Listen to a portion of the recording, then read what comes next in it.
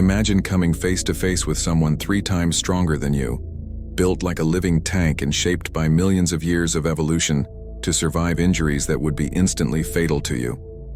Now imagine that person is your distant cousin. Meet the Neanderthals, the extraordinary evolutionary marvels hiding in your DNA. For over 150 years, we've misunderstood Neanderthals completely. When their first bones were uncovered in a German cave in 1856, they were dismissed as brutish, dim-witted cavemen, evolutionary dead ends who were outpaced and wiped out by smarter humans. But stereotypes rarely hold up under scrutiny, and in the past few decades, we've been digging deeper, both literally and figuratively. What we've uncovered paints a radically different portrait of Homo neanderthalensis. These weren't primitive stumbling hunters lost in prehistory. They were biological masterpieces, fine-tuned by natural selection to thrive in some of the planet's harshest, coldest environments. They created art, developed complex tools and survival strategies, and even had healthcare systems sophisticated enough to rival modern medicine in some ways. They endured brutal bone-breaking injuries and lived for decades afterward. And here's the kicker: they aren't truly extinct. If your ancestors came from anywhere outside Africa, your DNA carries traces of these remarkable beings. So what made Neanderthals so special? How did evolution sculpt their bodies and minds to dominate glacial Europe? And why does their story force us to rethink human evolution entirely? Let's start with appearances. Neanderthals didn't look like the hunched primitive cavemen depicted in outdated museum exhibits. They were stockier and more robust than modern humans. But this wasn't some evolutionary mistake. It was precision engineering for survival. Their shorter barrel-chested bodies with proportionally shorter limbs minimized skin surface area relative to body volume, an ideal design for conserving heat in freezing climates, according to research from the Smithsonian's Human Origins program. Their faces tell an even more fascinating story. Those large, flared nasal passages weren't just distinctive features. They were advanced biological climate control systems, warming and humidifying the icy glacial air before it reached their lungs. And those thick, prominent brow ridges? Beyond their fierce appearance, they framed eyes significantly larger than ours. Fossil analyses reveal Neanderthals adapted to the low light of high latitudes with enhanced visual processing. Their brains were organized differently from ours. Research from the University of Oxford suggests they dedicated more brain matter to visual processing and body control to manage their robust physique. However, they had a relatively smaller cerebellum, a brain region important for social interaction and flexible thinking. This doesn't mean they were less intelligent, just differently intelligent, optimized for a demanding world that required a distinct set of skills. If you want proof of their toughness, look at their bones. Cross-sections of Neanderthal femurs reveal much thicker, stronger bones than those of modern humans, a testament to their incredible strength and resilience. This wasn't just for show. It was biomechanical necessity. Archaeological evidence paints a picture that would make extreme sports athletes wise. Neanderthal skeletons show an incredibly high frequency of healed injuries, particularly to the head and neck. According to research published in multiple studies, this pattern suggests they engaged in close quarters combat with massive, dangerous prey. But what's truly remarkable is that these weren't fatal injuries, these were healed injuries. Neanderthals were regularly surviving trauma that would kill most modern humans, then going on to live for years or even decades afterward. How is this possible? To put this in perspective, the average Neanderthal male stood about 5'6" and tall, or 1.68 meters, and weighed around 180 lb or 82 kilo, compared to early modern humans who were typically 5'9" in, or 1.75 meter, and 150 lb or 68 kilos. But those extra 30 lbs weren't fat. They were pure muscle and bone density. Put a Neanderthal, an early modern human, in an arm wrestling match, and it wouldn't even be close. We're talking about beings who could be 2 to 3 times stronger in upper body strength. Their robust skeleton wasn't designed to prevent injury entirely. It was designed to let them survive and recover from extreme physical trauma. Think of them as biological shock absorbers built to take hits that would shatter a modern human and keep on going. For decades, we assumed Neanderthal technology was simple and crude. Then archaeologists discovered something that changed everything: birch tar. This isn't your backyard campfire story. Creating birch tar requires heating birch bark in an oxygen-restricted environment at precisely controlled temperatures.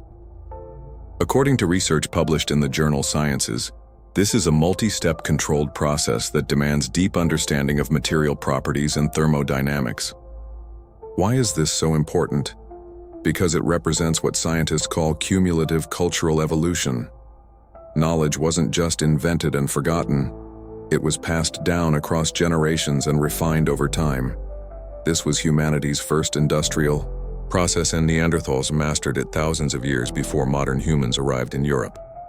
A 2024 discovery in Deadlier revealed even more sophisticated engineering.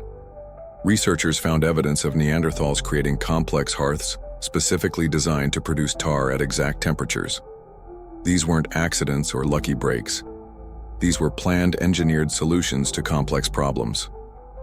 As archaeologist Clive Finlay from the Deadlier National Museum told Evolution News, this discovery represents another nail in the coffin for those who felt that the Neanderthal were just brutish apes. Now we enter controversial territory. For years, art and symbolic thought were considered the exclusive domain of modern humans. Then came discoveries that shattered that assumption. Neanderthals were creating personal adornment from eagle talons at sites like Krapina, Croatia, as far back as 130,000 years ago. Even more striking, perforated seashells stained with pigments and used as jewelry have been dated to 115,000 years ago at sites like Cueva de los Avión in Spain. This predates the known arrival of modern humans in Europe by tens of thousands of years. Even more dramatic are the cave paintings in Spain at La Paca Maltrao and Ardales. Uranium-thorium dating suggests these abstract designs, including stenkled hand impressions and geometric patterns, are at least 65,000 years old, possibly reaching 80,000 years. If confirmed, this means Neanderthals were creating art before modern humans even arrived in Europe. The evidence for Neanderthal symbolism isn't limited to art. Research from multiple sites shows they collected black feathers from various bird species, possibly for aesthetic or ceremonial purposes. They used red ochre pigments, sometimes importing them from tens of kilometers away. But the debate continues. While the evidence for abstract art is strong, clear examples of figurative art depicting animals or people remain contested. Some researchers maintain skepticism about certain claims due to methodological issues. This ongoing discussion highlights just how complex and nuanced our understanding of Neanderthal cognition has become. This might be the most astonishing aspect of Neanderthal life, their healthcare system. We're not talking about basic first aid. We're talking about sophisticated long-term medical care that rivals anything in the modern world. The star patient in the story is Shanidar 1, a Neanderthal male found in Iraq's Shanidar cave. His medical chart reads like a trauma surgeon's nightmare. According to research from the University of York, he suffered a violent blow to the face that left him blind or partially blind in one eye, a withered and possibly paralyzed right arm from a healed fracture, leg and foot deformities causing a painful limp, and advanced degenerative joint disease. Any one of these injuries should have been a death sentence in the Stone Age.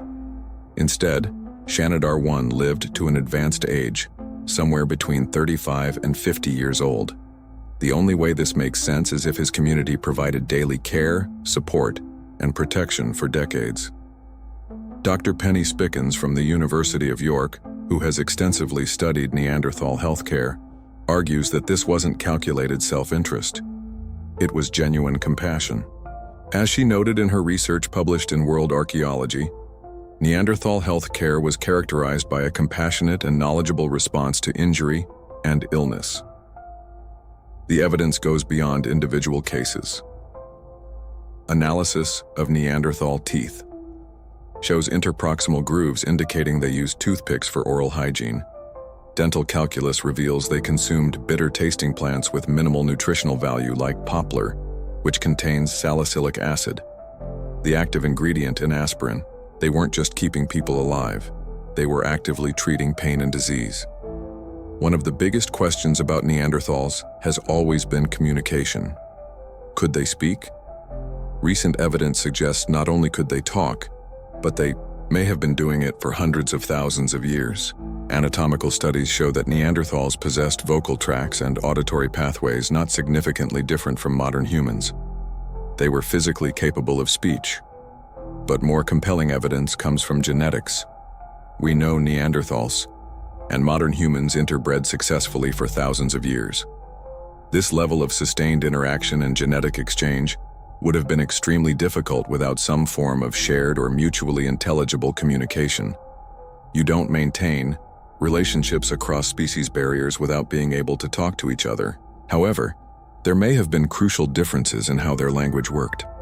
Some research based on anatomical and neurological models suggest Neanderthal brains had a relatively smaller cerebellum, a region crucial for cognitive flexibility and language processing. While they were undoubtedly capable of complex communication with words and basic syntax, these differences might have meant they developed semantic networks differently, perhaps limiting the abstract metaphorical thinking that became a hallmark of modern human language and culture. This metaphorical divide might have been a key factor in the cultural explosion we see in modern humans and potentially contributed to Neanderthal disappearance. Now comes the plot twist that changes everything. Neanderthals aren't extinct, they're sitting right there in your DNA. The first Neanderthal genome sequence in 2010 provided undeniable evidence of interbreeding. Recent research published in December 2024 has given us an incredibly precise timeline. According to analysis led by researchers at UC Berkeley, this genetic exchange began approximately 50,000 years ago and continued for about 7,000 years. This wasn't a brief encounter. It was a sustained period of mixing that fundamentally shaped modern human evolution. Today, people of non-African descent carry between 1% and 2% Neanderthal DNA. Recent studies even found small amounts of Neanderthal DNA in some sub-Saharan African populations, likely from later back migration. But what makes this really extraordinary is that those Neanderthal genes weren't evolutionary baggage. Many of them provided crucial advantages. Neanderthal genes involved in immune system function and skin pigmentation actually increased in frequency over time in modern human populations, meaning they were actively beneficial for survival in new environments. Some introgress genes are associated with conditions like celiac disease and malaria severity, suggesting complex adaptive trade-offs that continue to shape human biology today. So if Neanderthals were so perfectly adapted and sophisticated, what happened to them? Around 40,000 years ago, they vanished from the archaeological record across most of Europe. The answer isn't simple. Recent discoveries, including the 2024 analysis of Thorin, a Neanderthal found in France's Rhône Valley, suggest isolation may have played a crucial role. Despite living only 2 weeks' walk from other Neanderthal groups, Thorin's lineage had been genetically isolated for 50,000 years. As researcher Ludovic Slamack from the Center for Anthropobiology and Genomics of TUS noted, how can we imagine populations that lived for 50 millennia in isolation, while they are only 2 weeks' walk from each other? Thought disappearance likely resulted from multiple factors: climate change, competition with modern humans, smaller social networks, and possibly even disease transmission. Their very specialization, which made them masters of glacial Europe, may have made them less adaptable when conditions changed rapidly, but calling it extinction misses the bigger picture. Through interbreeding, Neanderthals became part of the modern human story. They didn't disappear, they merged. Neanderthals really were extraordinary beings, but not in the way we originally thought. They were biological masterpieces engineered by evolution to dominate environments that would kill modern humans in hours. They survived injuries that would professional athletes, created the world's first industrial processes, developed healthcare systems based on genuine compassion, and may have been making art before we even figured out how to leave Africa. Their story forces us to completely reimagine human evolution. This wasn't a simple tale of superior humans replacing inferior ones. It was a complex dance of interaction, competition, and ultimately merger between two incredible human species. Every time you fight off an infection, adapt to a new climate, or show compassion to someone who can't help themselves, You might be channeling genetic wisdom that's been refined over hundreds of thousands of years by these remarkable beings. Neanderthals weren't our evolutionary dead ends. They were our partners, our teachers, and ultimately our ancestors.